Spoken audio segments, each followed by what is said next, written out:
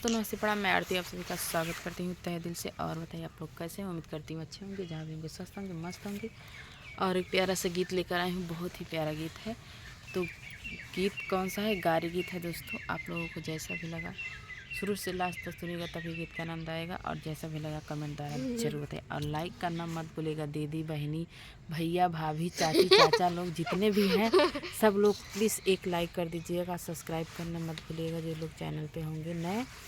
तो मैं गीत लेकर आई हूँ, बहुत ही अच्छा गीत है, गारी गीत है कि नैहर में सरसों फूलाए लगा हो। नैहर में सरसों फूलाए लगा हो। नैहर में दुल्हे हो तोहर बहिनी छिनार घूमे शहर बाजार उते जाली सरस में लौटे होते अनार।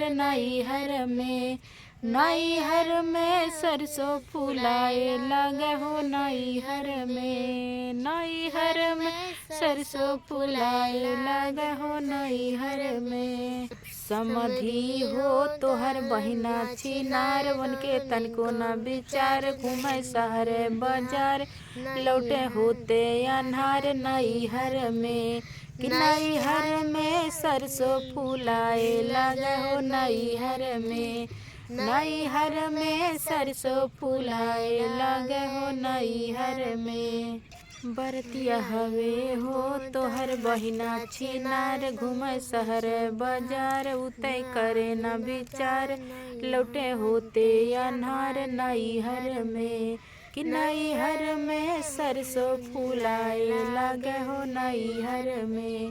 नैहर में सरसों फूलाए लगा हो। नैहर में